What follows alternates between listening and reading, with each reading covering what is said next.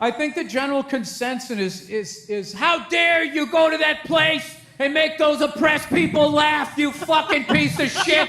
There's a version of this story where a comedian flies to Saudi Arabia, performs a show, comes home, and nobody says anything. That version didn't happen. Instead, what happened was this. In late September 2025, Bill Burr, one of the most respected stand-up comedians on the planet, flew to Riyadh as part of the inaugural Riyadh Comedy Festival, performed to an enthusiastic crowd, said it was one of the top 3 experiences of his life, and then came home to find the entire comedy internet waiting for him with pitchforks. Fellow comedians were calling him a sellout. Human rights organizations were issuing formal statements about him by name. A fan-run boycott website materialized. His own Monday morning podcast comment section looked like a war zone. And across social media, people who had been fans for years were publicly asking if he'd officially lost the plot. Burr's response to all of this, he went on Conan O'Brien's podcast and detonated. And honestly, this whole situation is so much more layered than a simple good guys versus bad guys story. So let's actually dig into it, because there are real arguments on every side here. And the truth is messier and more interesting than the outrage would have you believe. Some of the biggest names in comedy have been performing at a very controversial festival in Saudi Arabia this past week, and they've been criticized by some for appearing to give legitimacy to a government with a very troubling human rights record. The festival that divided an entire industry overnight. To understand why Burr's response hit so hard, you first need to understand what the Riyadh Comedy Festival actually was, because the scale of this thing was genuinely unprecedented. Announced in July 2025 by Turki al-Sheikh, chairman of Saudi Arabia's General Entertainment Authority, the Riyadh Comedy Festival ran from September 26th to October 9th and billed itself as the largest comedy festival in the world. That wasn't empty marketing. The lineup was staggering. Over 50 high-profile performers, including Dave Chappelle, Kevin Hart, Louis C.K., Pete Davidson, Aziz Ansari, Andrew Schultz, Tom Segura, Jim Jeffries, Bobby Lee, Jimmy Carr, Whitney Cummings, Sebastian Maniscalco, Jeff Ross, and yes, Bill Burr. The festival was part of Saudi Arabia's Vision 2030 initiative, Crown Prince Mohammed bin Salman's long-running strategy to diversify the kingdom's economy away from oil and reposition Saudi Arabia as a global destination for tourism, sports, and entertainment. You've seen this playbook before: LIV Golf, the WWE's ongoing Saudi partnership, the upcoming 2034 FIFA World Cup. This was just the latest chapter, and that's exactly where the problem started. Because Saudi Arabia's human rights record is not a matter of opinion, it's extensively documented. Human Rights Watch had already issued a formal statement before the festival even began, saying the Saudi government was using the event to deflect attention from its brutal repression of free speech and other pervasive human rights violations. The festival dates included the 7th anniversary of the assassination of Washington Post journalist Jamal Khashoggi, who was killed at the Saudi consulate in Istanbul in 2018, a murder that a U.S. intelligence report concluded was carried out at the behest of Crown Prince Mohammed bin Salman himself. Just 3 months before the festival opened, Saudi authorities had executed a prominent journalist named Turki al-Jasser, apparently for his public speech and social media commentary. And here's the detail that really put the irony into sharp focus. Comedians were contractually required to avoid performing material that could embarrass the Saudi royal family, the Saudi government, or any religion. No jokes about the crown prince.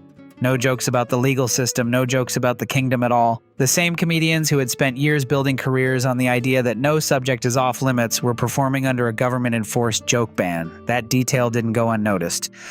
The comedian shared screenshots on Threads of an alleged performance offer she turned down. The ones who said no and why it mattered. Before we get to Burr's response, it's worth understanding exactly who pushed back and what they actually said, because the criticism wasn't just coming from random Twitter accounts. Atsuko Okatsuka, an American comedian who was offered the festival gig and rejected it, posted the actual contract on social media. The screenshots were specific and damning. The content restrictions were right there in black and white. Performers could not prepare or perform material that might degrade, defame, or bring into public disrepute the Kingdom of Saudi Arabia, its leadership, its royal family, its legal system, or any religion. Okatsuka's caption was pointed and deliberate. She noted that many of the comedians who pride themselves on saying whatever they want, who have built entire brands around fighting cancel culture and defending free speech, were performing under stricter censorship rules than they'd ever accept at home. That's not a small observation. That is a direct, documented contradiction. And it landed Mike Birbiglia and Leslie Liao both publicly confirmed they'd also turned down the offer. Shane Gillis, not exactly a comedian known for being precious about controversy, said he turned down the gig even after Saudi Arabia doubled their offer to him. His explanation was simple and memorable. "You don't 9/11 your friends," he said. Stavros Halkias turned it down too, citing the kingdom's spooky human rights record.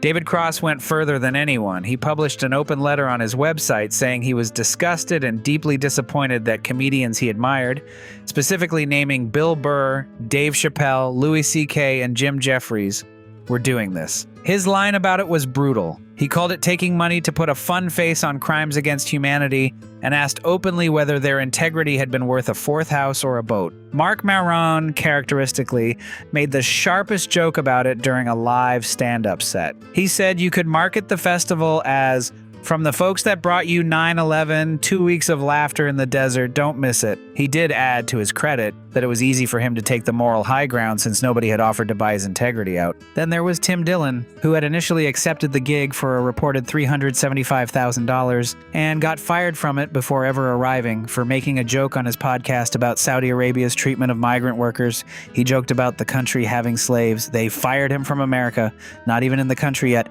just for a podcast joke at home. That last detail is genuinely important because it demonstrated something that everyone needed to hear clearly. The Saudi government's censorship expectations didn't stop at the festival gates. They extended to what you said publicly, anywhere at any time. Go up on stage and I start doing my shit and they're fucking into it. Everything's going good. And I'm not going to lie to you. I'm checking out the diplomats as I'm doing this stuff and they're all fucking laughing. What Burr actually said and the part everyone clipped wrong. So now we get to the main event. Bill Burr came home, absorbed a week of headlines, and responded first on his own Monday morning podcast on September 29th, and then on Conan's show on October 5th. And his response was vintage Bill Burr. Unfiltered, often funny, absolutely not apologetic, and this is important, more nuanced than the clips that went viral suggested. On his podcast, Burr talked about arriving in Riyadh expecting the worst based on years of Western media coverage. He said he expected hostility. What he found instead was a Starbucks next to a Pizza Hut, next to a Burger King, next to a McDonald's, a young, diverse, enthusiastic audience that had never been to a stand-up show before and were genuinely hungry for it. He described it as a mind-blowing experience and called it one of his top 3. He said the royals loved the show, the audiences were funny and warm, and that events like this have to happen for societies to move in a better direction. He acknowledged the restrictions existed. He said diplomats were literally sitting front row to make sure nobody crossed the lines. But he also pointed out something that the outrage largely buried. That during the negotiation process, the list of restricted topics had actually been whittled down significantly from the original contract terms. He framed this as genuine incremental progress. Then, on Conan's show, the gloves came fully off. He said the general public response was people who can't find Saudi Arabia on a map telling him he was wrong. He called his critics sanctimonious people performing outrage because a bot told them to be upset. He pointed out that London has a pretty bloody history too, and nobody sends him guilt texts when he does a UK tour. He said flat out, he doesn't give a damn if it affects his career. And he meant it. That part wasn't a bit. The people are cool, governments are the problem line was probably his cleanest encapsulation of his entire position.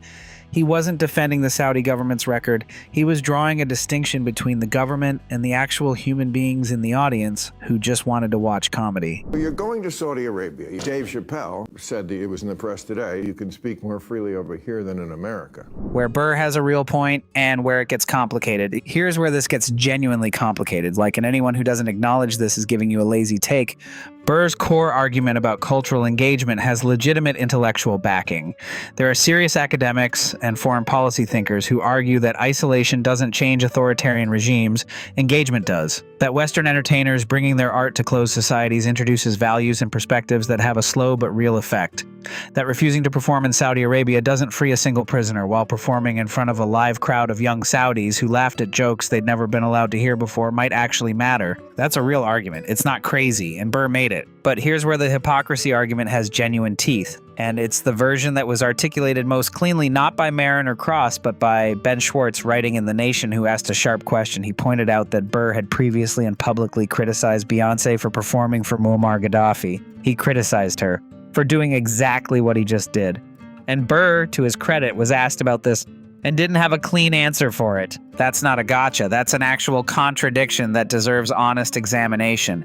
Bill Maher made a related point when he pushed back on Dave Chappelle's claim at the festival that it was easier to speak freely in Saudi Arabia than in the United States. Maher pointed out bluntly that free speech in Saudi Arabia has resulted in people serving decades-long prison sentences for social media posts. Comparing that to American cancel culture, where the worst realistic outcome is losing a Netflix special, is not a serious comparison. The other issue nobody wanted to fully sit with is the timing. The festival ran on the 7th anniversary of Jamal Khashoggi's assassination, a Saudi journalist who was lured into a consulate and killed because he wrote critically about the Saudi government. While over 50 comedians, many of them celebrated defenders of free speech, were performing under a contractual ban on criticizing that same government. Whether intentional or not, the symbolism of that timing was genuinely awful, and nobody performing there addressed it publicly in their sets. The Riyadh Comedy Festival is pulling some of the biggest names in stand-up to Saudi Arabia. What this whole thing really exposed about comedy in 2025. Zoom out from Bill Burr specifically and look at what the Riyadh Festival revealed about where comedy actually stands in 2025. The money on offer was extraordinary. Tim Dillon confirmed he was offered $375,000 for a single performance. Other headliners were reportedly offered up to $1.6 million for one night. To put that in context, most headlining comedians doing full national tours in America make a fraction of that across an entire year of shows. So the financial pull here wasn't just attractive, it was life-altering money that most people in any profession would genuinely struggle to walk away from. And that context matters because several of the comedians who went were not wealthy enough to treat it casually. This wasn't just rich guys getting richer. For some of them, this was a genuinely significant financial decision. But the performers who said no, Gillis, Halkias, Birbiglia, Okatsuka, they were offered the same money. And they passed, which means the argument that nobody could have said no to that doesn't fully hold up. Some people did, and they said clearly why. Jessica Curson, who did perform, later issued a public apology saying she had sincere regret for appearing and donated her entire fee to a human rights organization. That took real courage to do publicly. And it raised a question that nobody who went and stayed silent had to answer. If you could give the money back and say you regret it, why couldn't you have just not gone? The honest answer for most of the performers was the one Tim Dillon said out loud before he got fired. The money was enough to look the other way. At least he was honest about it. The ones who framed it as a noble cultural bridge-building exercise while contractually agreeing not to criticize the people they were supposedly bridging with, that's the version that deserved the most scrutiny. And the people are cool. The government's not cool. The people are cool. Bill Burr, free speech, and the uncomfortable mirror. So where does all of this leave Bill Burr? Here's the honest take. Bill Burr is one of the sharpest comedians working today. His specials are genuinely excellent. His willingness to say uncomfortable things from multiple directions, he has gone after everyone, every political side, every sacred cow, is what built his reputation. That reputation is real and it's earned. But the specific criticism that stings here isn't that he went to Saudi Arabia, it's that he has spent years being the guy who calls out hypocrisy wherever he finds it. The guy who built a following on pointing at powerful people who say one thing and do another. And then when that lens got pointed back at him for signing a contract that banned criticism of a government that executes journalists for their speech, on the anniversary of a journalist being executed for his speech, his response was to call the critics sanctimonious and move on. That's not engaging with the criticism. That's deflecting it. The Beyonce-Gaddafi comparison isn't a gotcha from some random person online. It's Burr's own standard applied to Burr's own decision. Either the standard applies to everyone, including him, or it was never really a principle, it was just a bit. And maybe that's the most honest version of what happened here. Bill Burr went to Saudi Arabia, had a genuinely good time, met genuinely good people, and came home having decided that his personal experience was more real to him than the documented record of the government that paid him. Maybe he's right that long-term cultural engagement matters. Maybe the people in that Riyadh audience really did experience something valuable that night. But somewhere in Riyadh, The day those shows were running, Saudi men and women were in solitary confinement for tweets.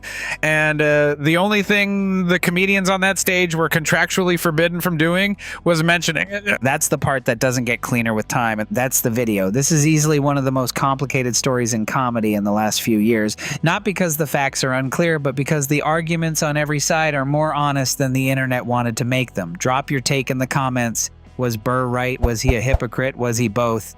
I want to hear it. Subscribe if you want more of this kind of breakdown, and I'll see you in the next one.